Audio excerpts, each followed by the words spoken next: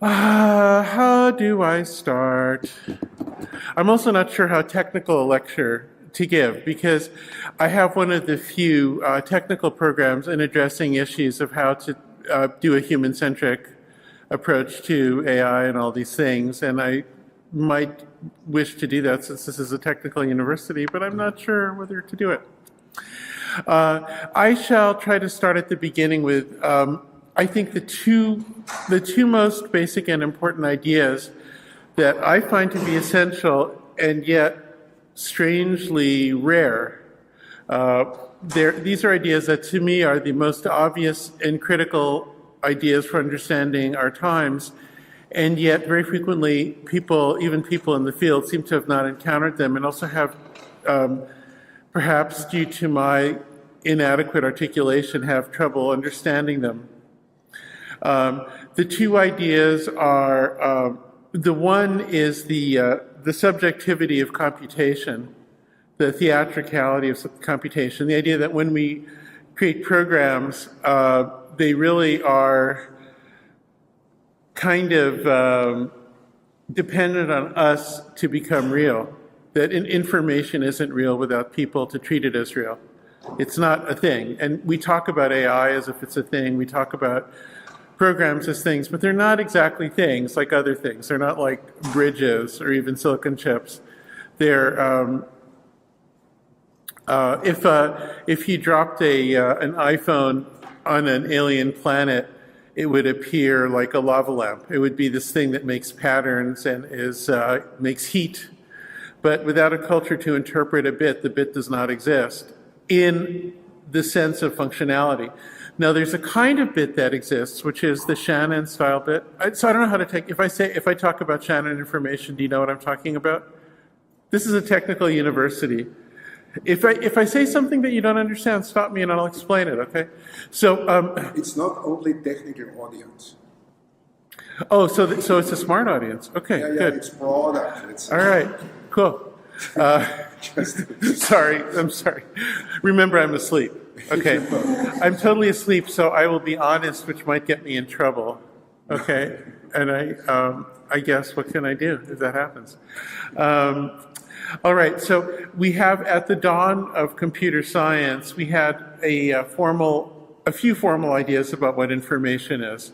We had Claude Shannon's idea relating information to fundamental physics, particularly the notion of entropy. And then we had Turing and von Neumann defining a class of very general computers. And between those two things, we can start to think of everything as computation, and most people in the computer industries or in AI or in computer science do. But I believe that's a fallacy, because the vernacular, the common use of the term information, is actually about something different than Shannon information. And I just pointed out the difference with my story about the iPhone on Mars. Well, Mars is close. They might have iPhones there by now. Let's say someplace farther. Some sufficiently alien place would share the same physics. They would know about the same molecules. They would have much in common, and they would understand the Shannon information of the iPhone. However, the information that we understand would be alien to them. Without cultural interpretation, the bits as we understand them actually would not exist. And in fact, there's another subtle issue, which is that there's multiple ways to turn any given piece of the physical world into bits. There's not a fixed way. And in fact, well, this gets into the weeds. We can get into the physics of information, but the point I want to make is that we use the term information to mean different things without staying aware that they're different things. And that confusion is absolutely pivotal in most human problems at the moment. If we treated the two kinds of information as different, we would be less vulnerable to an internet of fakes, an internet that destroys context even before the appearance of deepfakes. We would have a more rational and less insane political and cultural moment now. So this particular confusion of the two types of information, and there's more than two, but this collapse of Shannon information with vernacular information is a disaster, and it's one of the defining reasons why the 21st century feels like we're on the wrong timeline and everything's strange. And we are on the wrong timeline because everything we're doing is based on a false idea. So that's the first thing I want to talk about. The implications of that are enormous, and I want to cover it in many different ways. The second thing I want to talk about, there are probably people in this room who know a little bit about game theory, who've heard of people like Axelrod, who know about the concept of network effect. However, those of you who know what I'm talking about are quite rare in the world. And even people whose entire lives are based on these concepts don't know what they are. So I'll tell you very briefly. If you have some kind of a network, and the network has extremely low friction, meaning that whatever it is that's supposed to take place that relates one node to another, a transfer of information, a transfer of energy, whatever it is, if the friction is very low, then the structure of the network itself starts to overwhelm whatever it is that is transferring on the network. The lower the friction, the more relatively important the network is versus whatever it is that moves on the network. And I think in a way this is an obvious idea. This is of vast, vast, overwhelming importance. And the reason why is that as we make digital networks of extremely low friction, we have recreated the human world to function according to the principles of network effects in low friction networks. There are a number of these principles, and we can talk about quite a few that are important, but there's one that is the most important, which is the way that there'll be some nodes that become much more important than others, and how that importance rapidly reinforces to the point where you have a monopolistic king-like central node, and then a rapid fall-off, and then a whole sea of wannabes. And this happens with everything. It happens with tech platforms, it happens with online media, it happens with AI, it happens with any system with very low friction. This is incredibly important because this is the reason why we suddenly have a situation where a very small number of people control all the wealth and power in the world and overwhelm governments and leave everyone in Europe asking me, what can we do? Well, change math, but you can't change math, so therefore you have to think quite differently and very strategically. But so the overwhelming power of network effects is still misunderstood. I still hear people saying, oh, in fact, every day I get proposals. I know how to make a better AI program that will be more humane. Great. I know how to make a better social media program that will turn people into jerks all the time and won't make them paranoid and all that. Great. I believe you. You probably do. So all I need to do is introduce it and people will love it. No, you do not understand.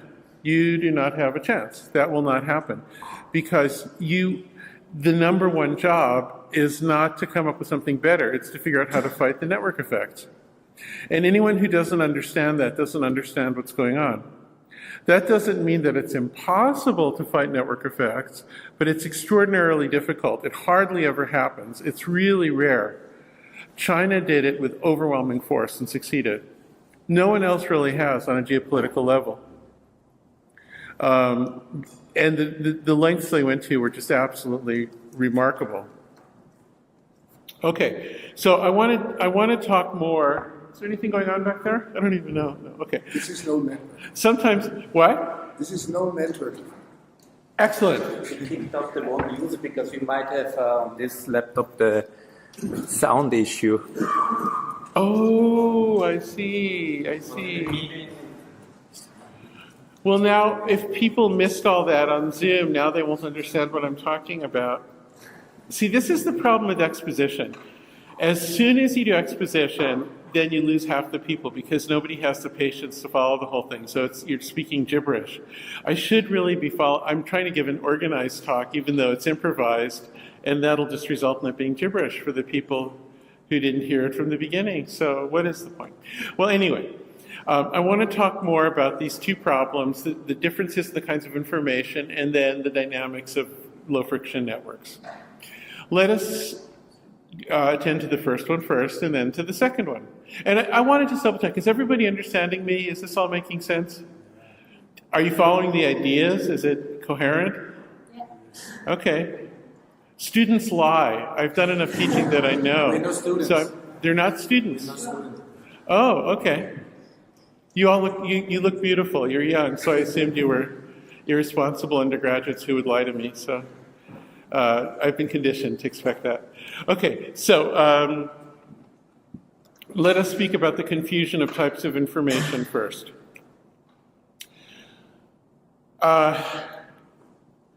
There's a long history to this question. This goes back, if you wish, you can take it back centuries and centuries. The question is information information without context? And there have been many different ideas about this, and in fact, it's a bit of a difficult philosophical point, and so throughout human history, different people have landed on it differently. I want to give you an example you might not know about an ancient expression of the need for context, which comes from my tradition. I'm Jewish, and one of the things about Judaism is we have this running document that has gone over many centuries called the Talmud. Anybody heard of it, the Talmud? Some of you have, okay. So the interesting thing about the Talmud is that it goes through many centuries, from ancient Babylonia through to the Middle Ages, and with many steps in between. And the way it's formatted is there's a graphic presentation on the page with commentary upon commentary, and according to where on the page the commentary is, you know when and where it was written. I'm not going to bother the microphone. It's not, I mean, like, why? Why don't you cut the Zoom? Because it's not, just cut the Zoom. I mean, really, seriously, why are we doing it? If it doesn't work, it doesn't work. Technology is for people. If it's not, what? Just try to connect the online audience again, and we have some feedback loop. There's some kind of loop, right? And it's... How many people are online? Like 47.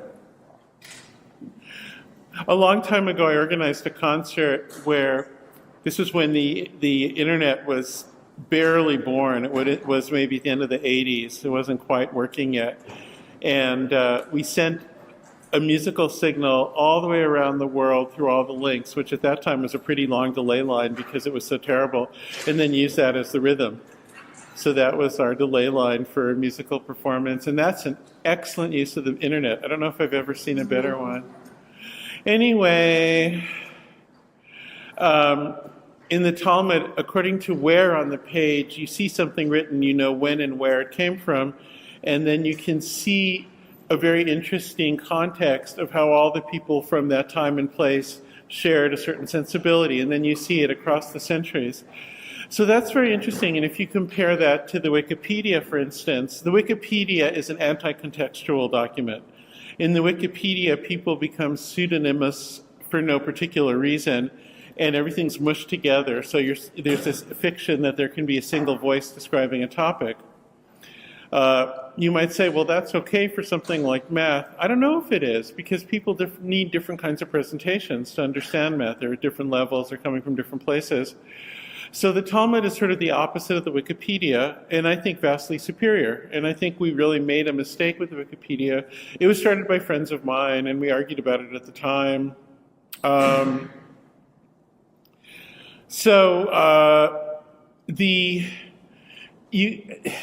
This brings, we could skip, there's so many things we could talk about. In the history of computer science, some of the people who believe in context are Norbert Wiener and Alan Kay, and there's many others. And then some of the ones who don't believe in context and believe information is freestanding and meaningful on its own include my mentor from when I was a kid, Marvin Minsky, and many others.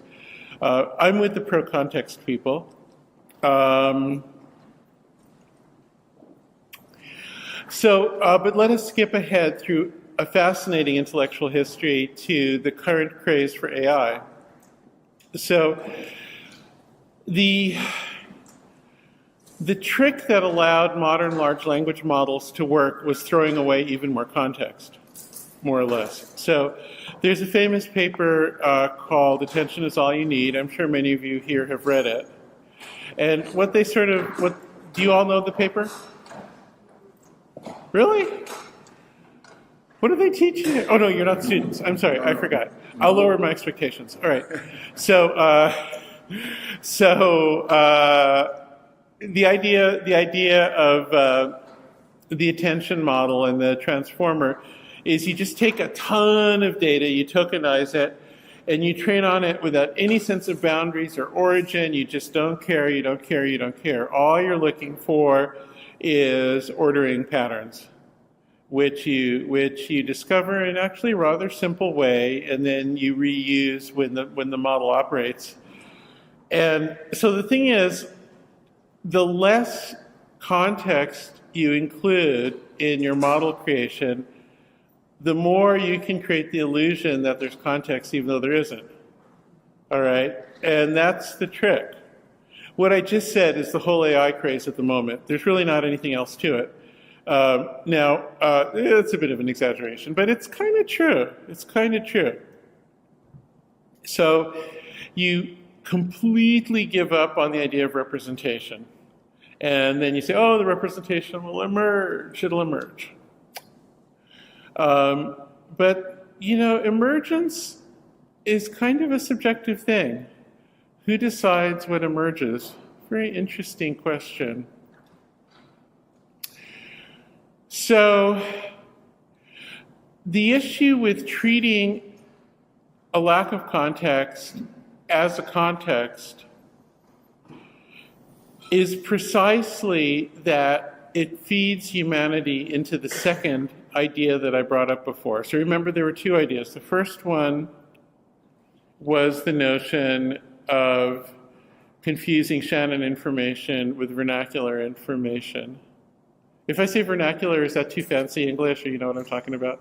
It's a lot of syllables. It's the normal everyday use of the term information.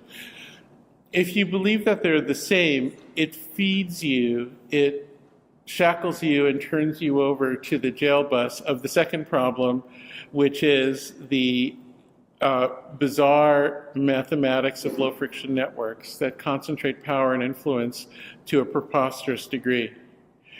Why does it do that? Let me give you a few examples of how that process works in which I think people have been confused about it. Example number one, around 25 years ago, 30 years ago, there was a movement called the pirate parties, many of them being in Europe, and a related open culture movement and open source movement and all that. Now, at the time, this was something I had many personal connections to. Without going into it too much, the person who started the open source movement was a roommate, sort of, a long time ago in Cambridge, Massachusetts, and so many crazy things happened. But at any rate, at the time, the rhetoric of the open source movement was and remains,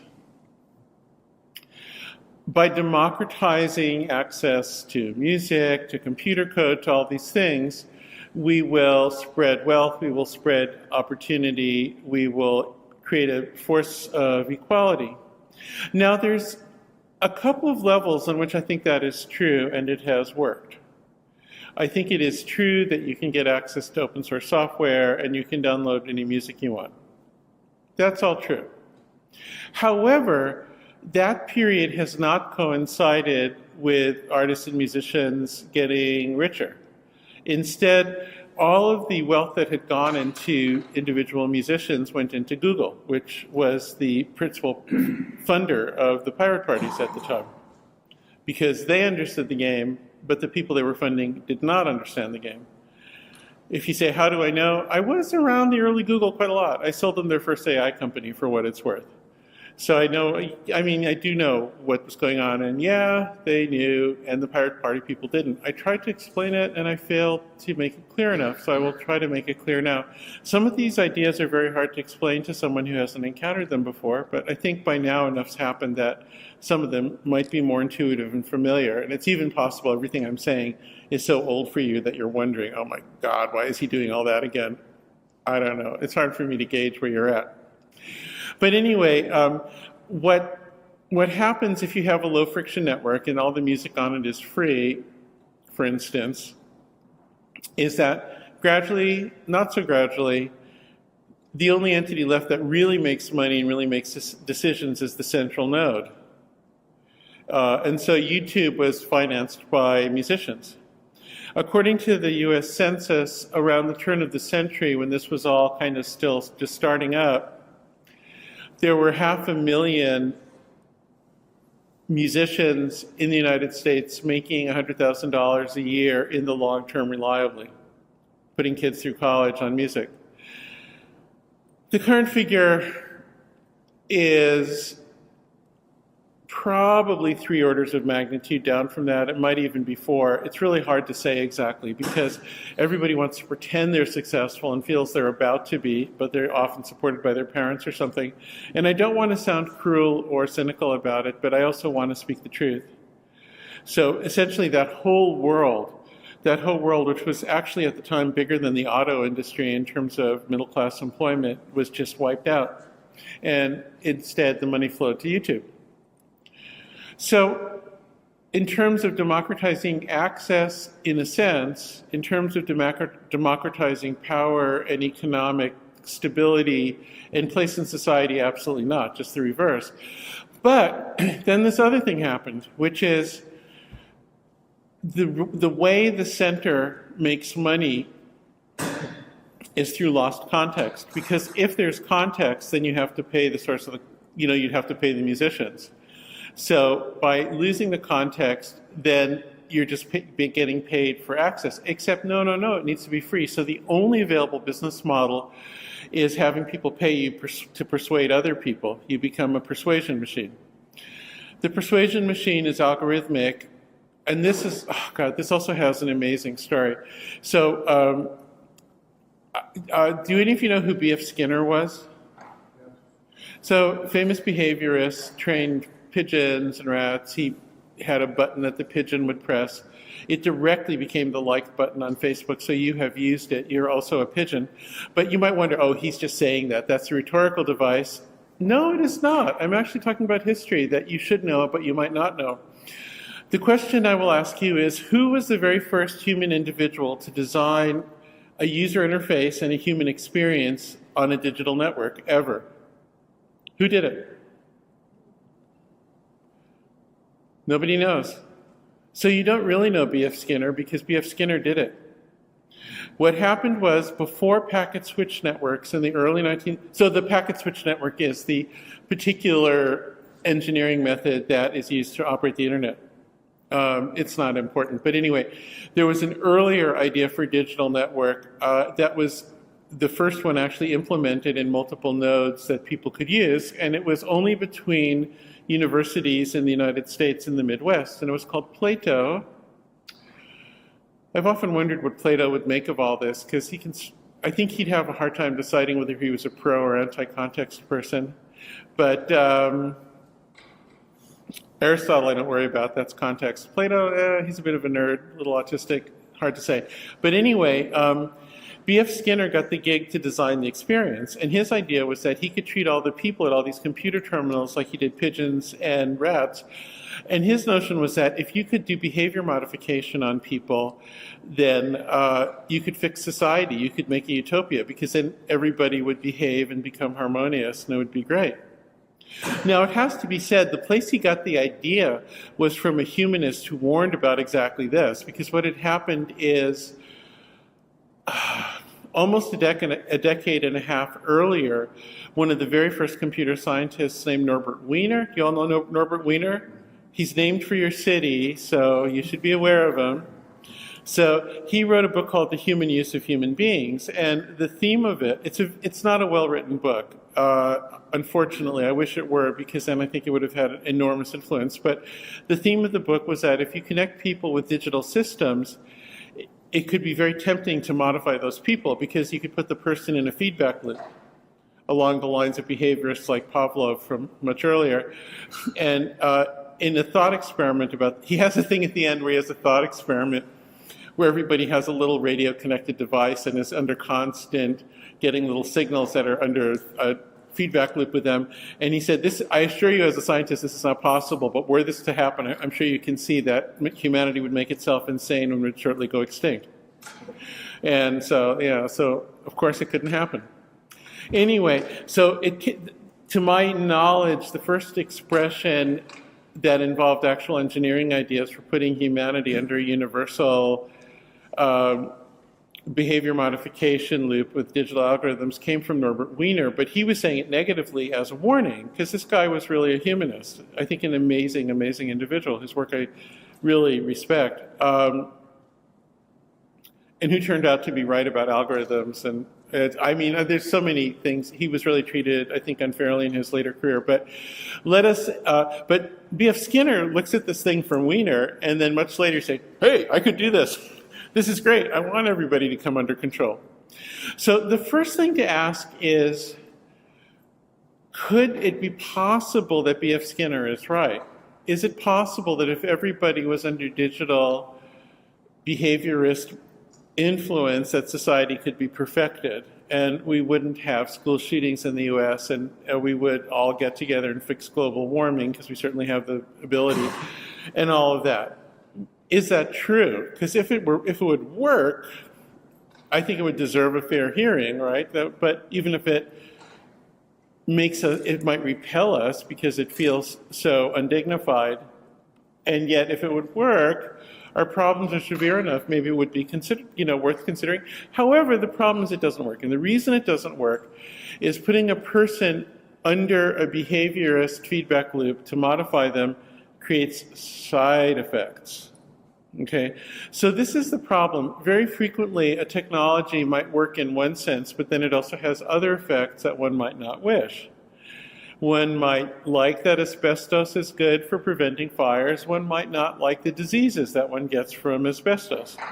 And behavior modification in a digital feedback loop is like asbestos. It can work in a sense, but it also creates a disease. And the disease is the very, very familiar personality disorder of people who are stuck on social media a lot. Some of you in this room are, don't be embarrassed. Addiction is very hard to fight. It's very hard. The symptoms of this disease are increased irritability, paranoia, a kind of a cynical feeling of life, a sense that things aren't quite real, a kind of vanity, a kind of a petty competitiveness and insecurity, and a strange belief that one is about to be successful as the people in the center of the network, although you won't be. All of those things are universal qualities. I've known a few people who've fallen hard for it and really changed. I'll mention a few that you know about because I saw them change, and it's really kind of extraordinary how much addiction comes and bites the people who run the addiction scam. There's a famous saying from the United States from the time of Prohibition, when we attempted to outlaw alcohol, and it's don't drink your own whiskey. And the reason why is that the whiskey was poisonous during Prohibition. There are other reasons, of course. More recently, in the crack epidemic, there's a famous line from a rap song in the US, don't get high on your own supply. Same reason. So the thing is, even the people who run these networks succumb to them.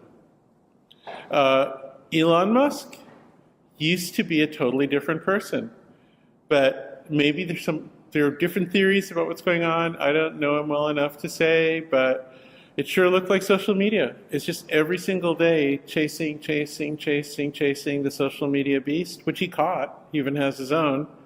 But it changed him and made him into this weird, petty, paranoid, whiny, this different kind of figure. That's the social media disease. That's a very good example. The difference of him 5 years ago versus now is a very, very good clinical portrait. Another is Donald Trump. I knew him a little bit in the 90s, a long time ago. In New York, not well, but he was definitely a different person. He was in on his own joke, very different, and then you could see him gradually change every single day, chasing the beast.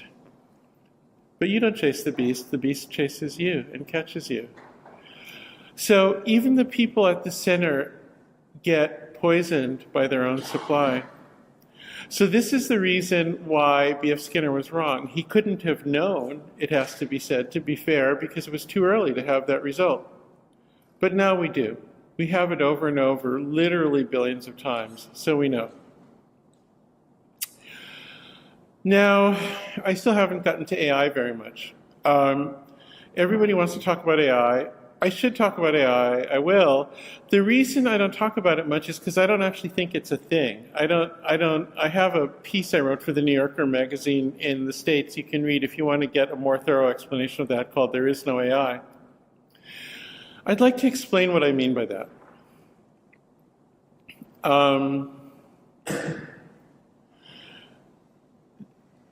Immediately before, really only a few years before Norbert Wiener's work, the very, very first generation of computer scientists started to articulate what they were thinking, how it all worked. The very first ones were von Neumann and, of course, Alan Turing. Alan Turing was a really kind of brilliant, interesting person. When you read his letters and you start to get to know him a little bit, he's a richer and more layered and complex figure than I had initially assumed. Quite an interesting person who I don't think has ever been well represented for the general public. But at any rate, he lived quite a tragic life. He was gay at a time when it was illegal to be a homosexual. He was, by most assessments, one of the greatest war heroes of World War II because he used very, very early computer equipment to break a Nazi secret code, which was called the Enigma Code. The Nazis had thought was unbreakable. Anyway, we all know the story. He was forced to undergo a bizarre, medically ridiculous treatment for his homosexuality, became very depressed and committed suicide. By most accounts, by lacing an apple with cyanide in front of his computer and eating it.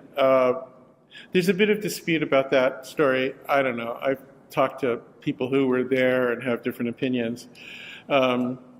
I talked to one of the Boffins. The Boffins were so back in World War II, if you were bright in math and you were female, you were turned into a Boffin who would go and be a computer, which at that time meant a human calculator. And in Bletchley Park, where Turing did his work, the Boffins were really smart. And I talked to a surviving one of them who was in her 90s at the time, which was just amazing. But her big thing, her really big thing that she wanted me to know, that the Boffins from Oxford were the better ones than the ones from Cambridge, or it might be backwards. I can't remember, and I feel embarrassed because she cared so much about that. It was really kind of funny, the things that people fixate on. But I asked her if they knew that Turing was gay, and she says something like, well, young man, you know, we Boffins, we might have been girls, but we were rather clever, if you understand what I mean. And so basically everybody knew. So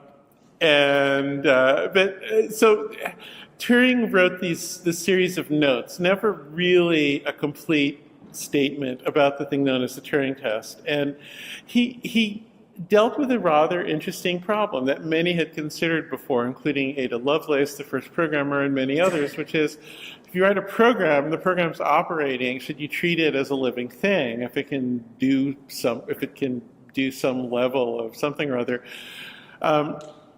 Ada had decided no, but Turing approached it in a quite sophisticated way. He says, well, we don't have any way of knowing.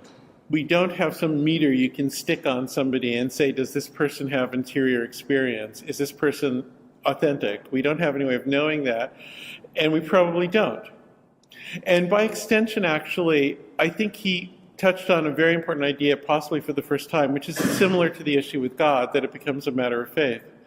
But he said the closest thing we can do is use other people as a stand-in. And so if the computer can fool the person, then perhaps we should offer the computer equal rights, because it's the only measure we have, and we might risk doing something terrible otherwise.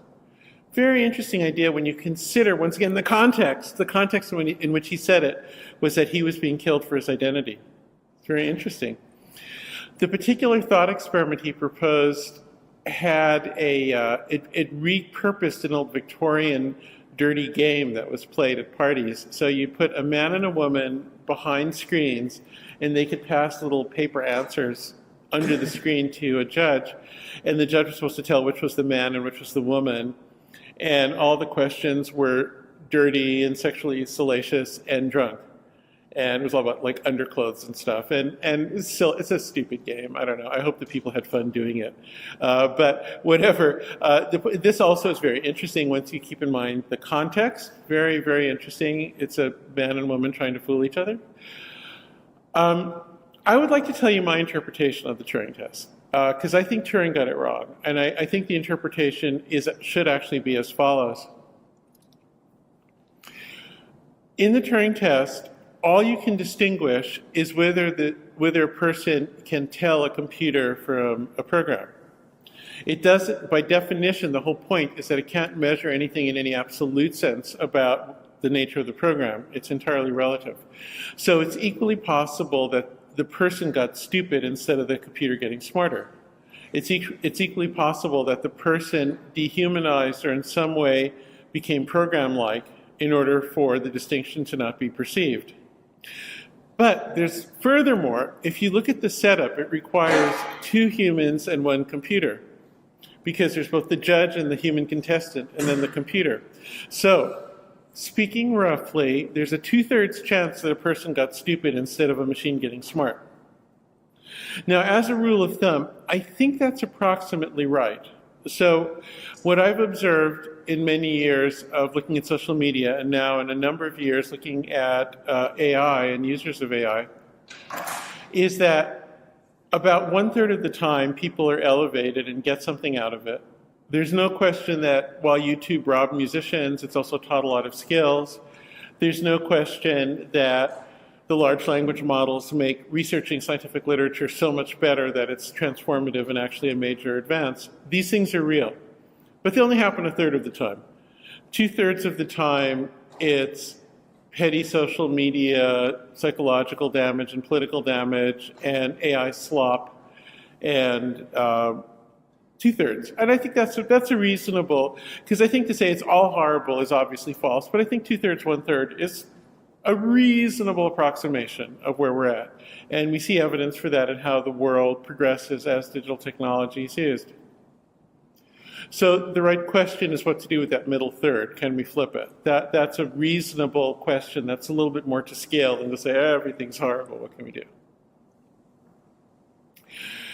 AI, in my view, is much closer to the Wikipedia than to the Matrix movies or the Terminator movies. Now, I'm mentioning the 2 movies because I need to say a little bit about the sociology of AI.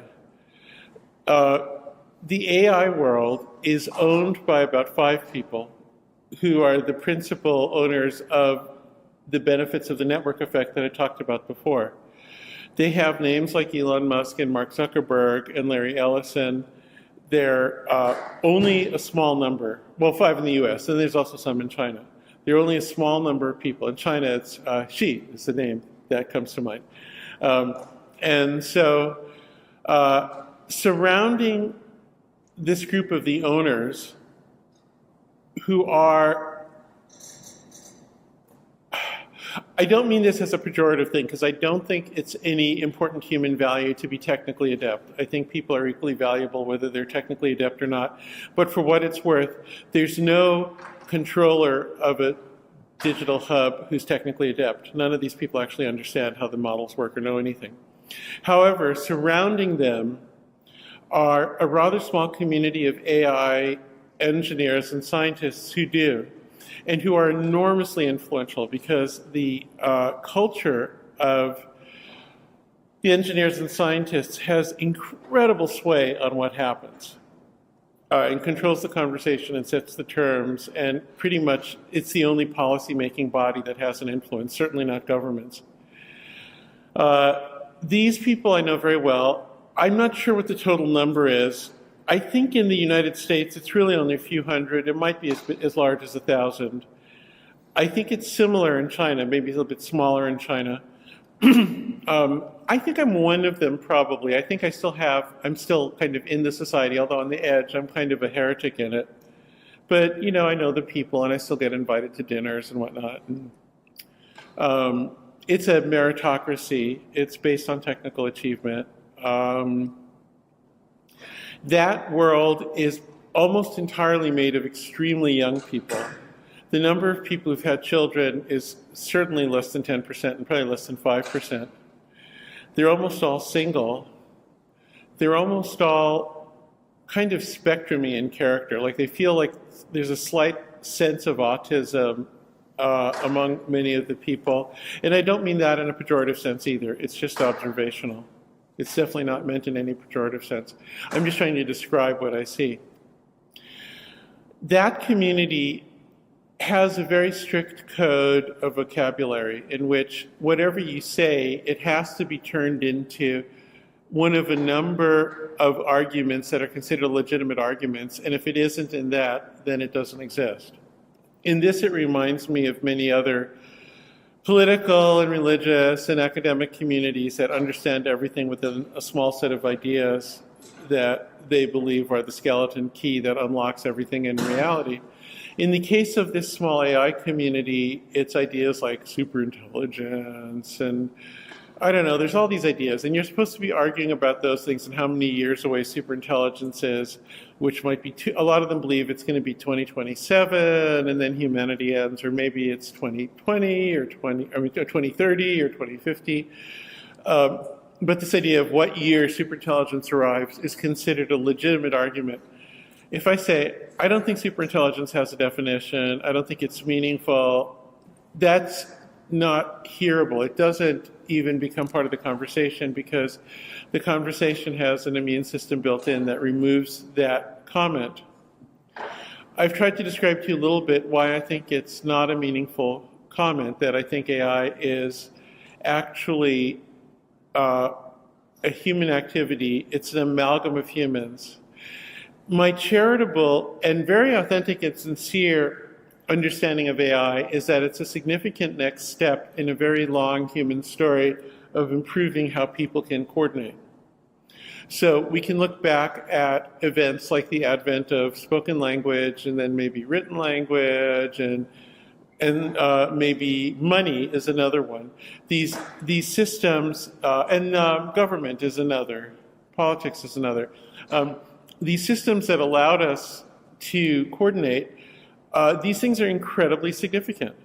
I mean, if you look back in history, every single device we can make, whether it's the LHC or a space station or anything of any degree of sophistication or some fancy AI chip, there's a chain of events where that machine was made with the use of another machine, and it all goes back to somebody holding a rock. So the difference between holding a rock and banging it and having fancy AI chips is purely the ability of people to coordinate. So these things are incredibly significant.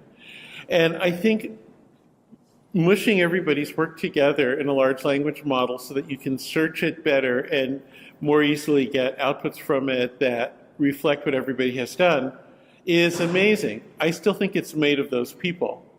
I still think there's no object there, there's no entity other than the people whose data was trained on. This is true even when the data was synthetic or when it came through instruments gathering data or whatever. It all comes down to people, just like the LHC came from a rock. Those are just truths that we can trace these things back. So when people start talking to me about superintelligence, I have a joke I've been using lately. I try to use humor when I can. Here's the joke. This plays very well in Silicon Valley. All evidence is that there's a ceiling to intelligence. We see evidence over and over.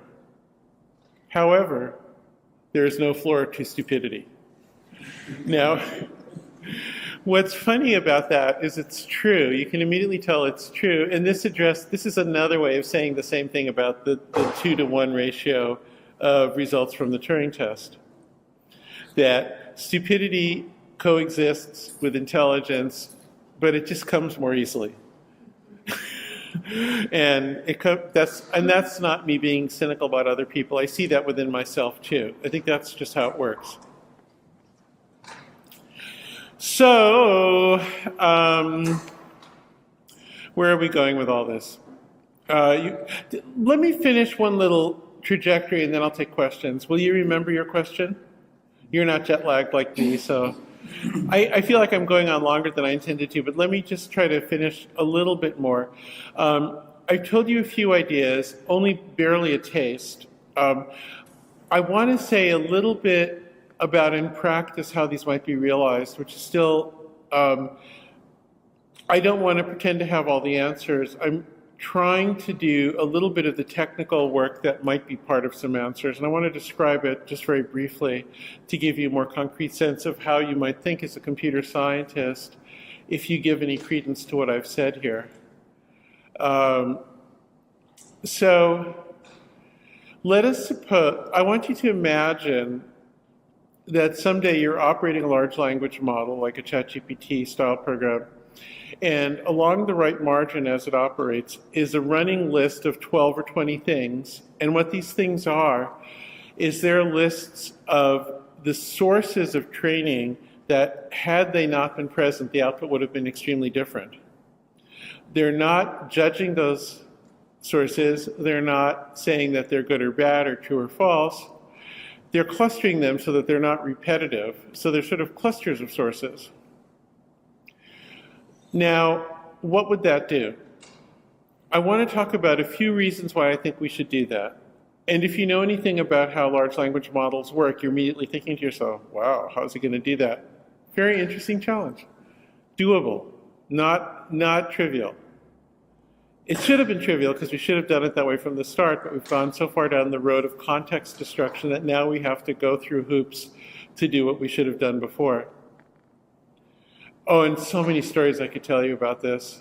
I have to mention one just very briefly. The earliest descriptions of digital networks, like Vannevar Bush's description of how we may think, the MEMEX, which you might be familiar with, which is possibly the first one, or the first technical proposal for building one, which would be Ted Nelson, 1960, or some of the first one, even that Plato one I mentioned, they all had backlinks, meaning that if something was connected to, it knew that it was being connected to by a specific other node. And that was huge because it meant every node was contextualized. Anytime there was information, you knew where the information came from. When the internet started, we lost it. We decontextualized it. Why did we? Very interesting. I can tell you this. I was there because I was helping a guy named Al Gore, who was an American politician, pulling the internet together. And it was slightly technical, slightly expensive, but more political than anything. And then when the World Wide Web showed up, because the underlying strata didn't have the links, the World Wide Web also didn't. And so we had a decontextualized global information system by design, by stupid, terrible, evil design. It's the greatest mistake of the digital era so far. But that set the tone, and that came from the same kind of cultural problems that I'm describing with AI now. I'm still angry about it. Anyway, let us suppose that you recovered context and you could see which clusters of training data were the most relevant, meaning that if they were absent, that counterfactual result would be the most different.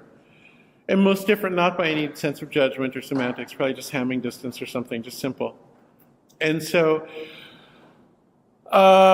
what would that get you? The first thing is I think it would change the society, it would change the culture, because then people would immediately know, hey, this isn't some alien entity that's going to replace me. This is made of me and my friends. This is me. I should get paid for this, but even more, oh shit, if I pay, pardon my language, if I could incentivize people, I might get new interesting kinds of data. And here there's an interesting question about futurism, because some people will hear my critique and they'll say, oh, you're so pessimistic, you don't believe in super intelligent AI. I'm like, no, you're the one who's pessimistic, because you think that we're the smartest generation ever. Nobody will ever be smarter than us. All the data we can already train on is all we need to launch this thing, and that we already know what creativity is. And what if we don't know? What if there's some whole new sphere of creativity that we can incentivize? What if not only technology changes, but people change? What if people think of new ideas, and you're throwing all that away, you're the pessimist. And then we go around and round and round. Who's the pessimist? Who doesn't get it? This is the eternal game in Silicon Valley. But at any rate, I think you could have creativity without bounds. It just expands exponentially from people, given a system in which people are allowed to exist, in which people aren't erased. I think we might have that, and I think that would be a wonderful feature. I like that feature. But, so maybe people would feel less spiritually wounded. They would, like I'm hearing from teenagers a lot these days, why did my parents have me? Why does the world need me? I can't do anything useful. There's just going to be AI and robots. Why am I here? What am I for? Really extraordinary. And I think maybe people would feel that less if there was this constant report of where the AI result ultimately came from. It would just illuminate that it's all people. Let me tell you some other things. Within the AI world, we have a couple of persistent technical problems. We're constantly pretending we're making progress on them. The evidence is slim. One of the problems is called hallucinations. I'm sure you've seen it. And so the interesting thing about hallucinations is we have controlled them to a large degree. We've done it by limiting the function of the models in a way, and also decreasing their efficiency enormously through redundancy. And we're making some progress there. And yet, we still have hallucinations. And the problem with hallucinations, let's say I come from San Francisco. We have earthquakes in San Francisco. If we had a magnitude 6 earthquake every other week, earthquakes would be harmless because everything would be built, everybody would be prepared, the whole thing would be earthquake ready. But because we only have them every few decades, when they happen, they're a surprise and buildings fall down and bridges fall down and it's horrible. That's how hallucinations are. As soon as you reduce the frequency of them, you increase the severity of when they do occur. So that's the sense in which, without some actual deep way of understanding hallucinations, we actually, in a way, have not solved the consequences of hallucinations. And we see evidence for this all the time. I have to give credit to Anthropic as one of the startups that's been pretty good about allowing their researchers to conduct this type of effort with frontier models from within the community. Without that, I don't think anybody would believe this, but they've made it credible, so I appreciate that. Plenty of other people also do it, but only stuff from within the community really gets listened to. A second one is what's called jailbreaking sometimes, or it's also, and there's a cluster of things that are sometimes called jailbreaking, but the basic idea is that the model starts to do things that are out of bounds of what the model is supposed to do. One form of this, well, the science fiction fantasy is that the model will become conscious and take over and kill all the people. This is, I have to say something about our culture, which is that of the 300 young men I described, almost none of them grew up with mythology other than the science fictions of movies of their youth, and the two big ones were Terminator and Matrix. And in those movies, AI becomes conscious and kills everybody, or almost everybody. And so in a way, that story is the one they grew up on, and they just don't know any other story. We're stuck in the stories of our childhood. We think in terms of the stories we grew up with. That's how our brains work, and they grew up with those stories, so that's what they know. So sometimes the idea is that the computer will do it itself, it'll come alive, but when somebody can claim they see a little bit of that, everybody celebrates, oh good, our computer's coming alive and it'll kill everybody. Because there's such a commitment to AI from the movies that they're willing to sacrifice humanity for it should it turn out to happen. I often hear lately at dinner parties in the AI community that it's unethical to have human babies because it takes energy away from AI, and AI is what really matters, the successor species. Now, it has to be said that when this happens, it's often a young man who I happen to know is under pressure from a girlfriend to start thinking about kids. And so I think in a way it's just a very old story of men saying something to try to put off kids. But at any rate, another form is what's called prompt injection, where somebody can figure out a way to ask the model for something that bypasses any guardrails or any of the attempts to control what it does. And once again, credit to Anthropic, but also many other research groups that have shown that even all of the latest methods don't really work, and you can still. A classic example is you have a criminal holed up in a kitchen, the police are outside, and the criminal holds up a phone and says, okay, AI, tell me how to make a bomb quickly with the available materials in this kitchen, and the AI obliges and does it. Can that happen? Yeah. It's not immediately easy. You need to practice a little bit, but you can still do it with every model, to my knowledge. All right, imagine that we're back in the world I just described, where you see the counterfactually relevant sources popping up alongside.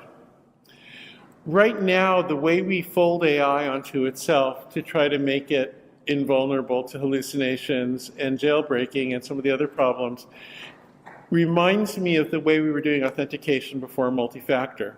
We're doing one channel over and over again, hoping that it'll get better and better, but it's kind of hard. You can think of this list of the principal sources as being a second channel, very much like when you're on a website and you have to go to your phone for a code to try to prevent fraud. The list on the side doesn't care about the training. It doesn't care about the logic. It doesn't care about the methodology of the model. All it wants is to trace whatever did happen and be able to calculate counterfactual. So it's a genuinely separate channel. It's very hard to ask for a bomb with some weird prompt injection and not have something about bombs show up in this list on the side. It's genuinely independent. So I believe this solves the jailbreak problem. I believe it also solves the hallucination problem, because if the source is very far from topic, then you know there's some weird resonance in the system. So I actually think acknowledging people is the thing that we need to do to make AI suck less. Does that mean we'll do it? I hope so. I'm trying. So.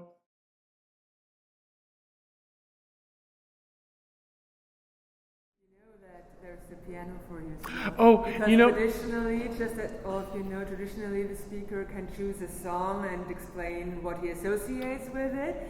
But since we have you here, song is not good enough. So, see, I imagined there would be a Bösendorfer Imperial piano here, but there's not. So I wanted to play something acoustic. So I wasn't traveling with an instrument, which is an oversight. So I went by the World Instrument Store in town and tried to find something, and I found these. So I'm going to play. I just bought these before coming here, like literally an hour before. And give me a second. I have to just. This is a little like some things I've done, but it's also a little different.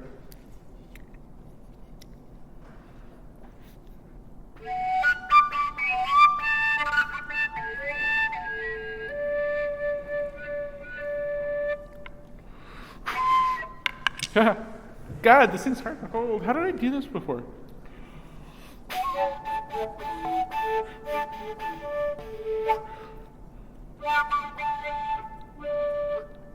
All right, hold on. I think I was standing up.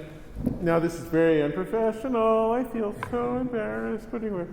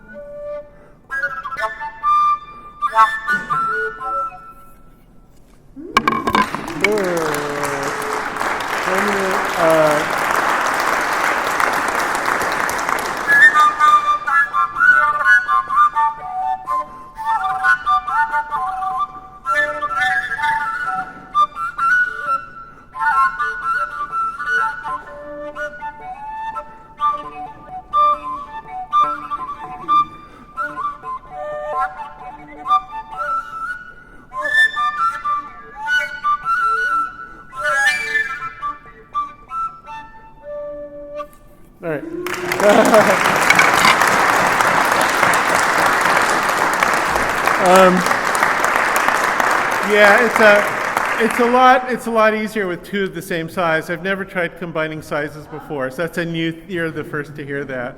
It's a little tricky, but anyway, yeah. All right, thank you for listening.